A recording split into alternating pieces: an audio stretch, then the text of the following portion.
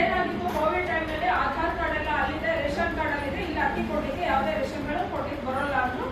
ಆಗ ಮತ್ತೆ again ಮಣಿವಣ್ಣ ಊರಿದ್ರು ಒಂದೊಂದಷ್ಟು lobbying ಮಾಡಿ ಕೊಟ್ಟಿದ್ದಾರೆ. ಬಟ್ ಅಲ್ಲಿ ಸಮಸ್ಯೆ ಏನಂತಂದ್ರೆ ಈಗ ಮಕ್ಕಳನ್ನ ಶಾಲೆಗೆ ಅಲ್ಲೇ ಸೇರಿಸಿದ್ದಾರೆ. ನಮ್ಮ ಟೀಮ್ ಕೂಡ ಅದ್ರ ಅನುಭವ ಇದೆ. ಈಗ ಅವ್ರಿಗೆ ಆಧಾರ್ ಕಾರ್ಡ್ ಅಲ್ಲಿದೆ, ನಿಮ್ಗೆ ಇಲ್ಲಿ ವ್ಯವಸ್ಥೆ ಸಿಗಲ್ಲ. ಮತ್ತೆ ಇವರು ಏನ್ ಹೇಳ್ತಾರೆ, ನಾವು ಇಲ್ಲಿ ನೌಕರಿಗಾಗಿ ಬಂದಿದ್ದೀವಿ, ನಮ್ಮ ರಿಟೈರ್ಮೆಂಟ್ ಆಗುತ್ತೋ ಏನಾಗುತ್ತೆ ಒಳ್ಳೆ ನೌಕರಿಗೆ ಹೋಗ್ಬೇಕು, ನಾವು ಇಲ್ಲಿ ನೋಡಲ್ಲ.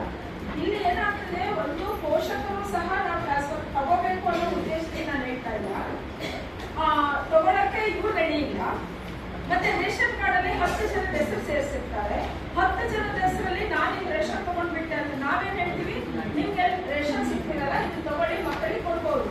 ನಾವಿಲ್ಲಿ ತಗೊಂಡ್ಬಿಟ್ರೆ ನಮ್ಮ ಅಪ್ಪ ಅಮ್ಮ ಊರಾಗಿರ್ತಾರೆ, ಅವ್ರಿಗಿರಲ್ಲ. ಈ ಒಂದು ದೌರಾಯಮಾನದಲ್ಲಿ ಮಕ್ಕಳಿಗೆ ಸಿಗ್ಬೇಕಾಗಿರುವ ಯಾವುದೇ ಸಂಬಂಧಗಳನ್ನು ಕೂಡ ಅವರು ನಿರ್ವಂಚಿತರಾಗ್ತಿದ್ದಾರೆ. ಎಜುಕೇಶನ್ ಇರ್ಬೋದು. ಸೊ ಆಧಾರ್ ಕಾರ್ಡ್ ಟ್ರಾನ್ಸ್ಫರ್ ಅಂತ ಹೋದ್ರೆ ಒಂದು ಆಧಾರ್ ಟ್ರಾನ್ಸ್ಫರ್ ಅದರಲ್ಲೂ ಕೂಡ ಮೈಗ್ರೆಂಟ್ ವರ್ಕರ್ಸ್ಗೆ 10,000 ರಿಂದ 15,000 ರೂಪಾಯಿ ತಗೊಳ್ಳುವಂತ ಏಜೆಂಟ್ಗಳು ಇಟ್ಕೊಂಡಿದ್ದಾರೆ. ಇನ್ನ ಸ್ವಲ್ಪ ಗೊತ್ತಿರುವಂತವರು ಈ ರೀತಿ ಹೋರಾಟದಲ್ಲಿರೋದು ನಮಗೆ ಬೇಗ ಬೇಕು, ಬಿಕಾಸ್ ಇತರ ಆರೋಗ್ಯ ಕಾಲೇಜು ಎಲ್ಲದಕ್ಕೂ ಆಧಾರ್ ಕಾರ್ಡ್ ಬೇಕು.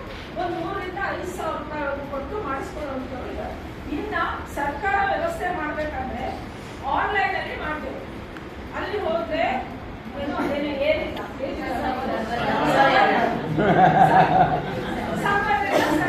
ಅದೇ ನೀವು 6 ಗಂಟೆ 7 ಗಂಟೆ ಮೇಲೆ ಏಜೆಂಟ್ಗಳು ಇರ್ತೀವಲ್ಲ, ಆಗ ಹೋದಾಗ ಸರ್ಕಾರಿ ಸಂಸ್ಥೆಗಳಲ್ಲಿ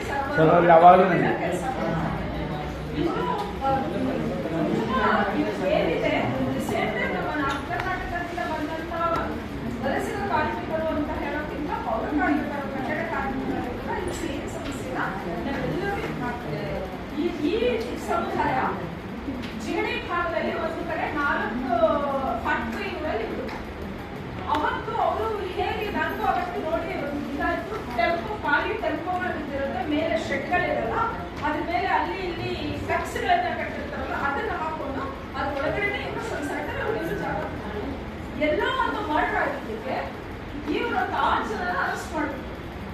ಹಸಿರುದಾಗ ಆ ಭಾಗದಲ್ಲಿ ಕೆಲಸ ಮಾಡುತ್ತೆ. ಇಮಿಡಿಯೇಟ್ ಆಗಿ ನಾವು ಜಿಲ್ಲೆ ಪೊಲೀಸ್ ಮಾತಾಡೋದು ಇತ್ತಲ್ಲ, ಅವತ್ತು ಅಷ್ಟು ಟೆಂಪ ಇವ್ರಿಗೇನೂ ಗೊತ್ತಿಲ್ಲ. ಆದ್ರೆ ಅವ್ರು ಹಾಕಿದ ಬಟ್ಟೆಗಳು, ಅವ್ರು ವಾಸ ಮಾಡ್ತಿರೋ ಜಾಗ ನೋಡಿ ನಿರ್ಣಯ ಮಾಡಿದ್ರು, ಇವ್ರೆ ಕೊಲೆ ಮಾಡಿದ್ರು. ಇಂಥದ್ದು ಪ್ರಕರಣಗಳು ಜಾಸ್ತಿ ಈ ಭಾಗ